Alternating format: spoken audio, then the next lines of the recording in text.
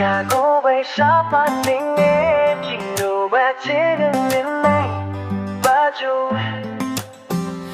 Briew on buba Sniewbok Hindi pikili balay ngarem Chimpo siung ki barakau Nentaki la jabajem Kiru la hangyama Kisniru la tu jingai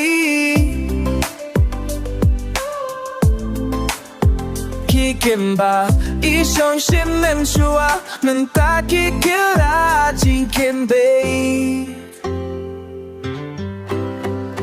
Indomanovan siemsu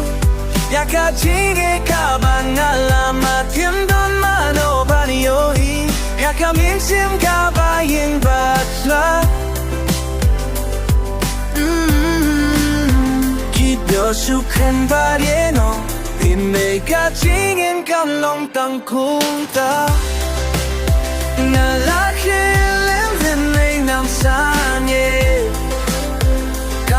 Kalenti kada unteng susu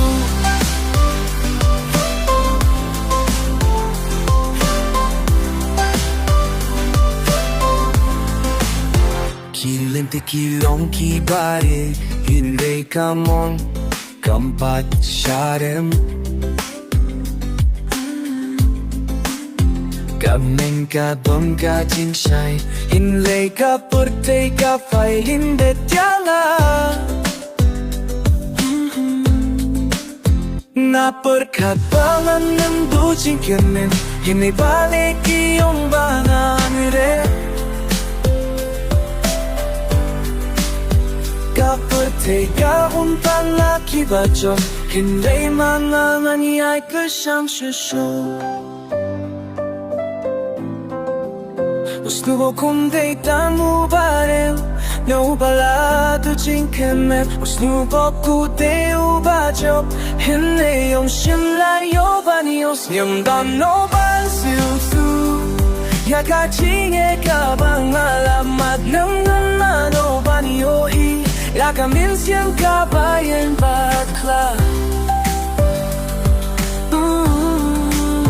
Kipyosuken badyen Hinay kajingin kamlong tangkunta Nalakilan hinay amsanye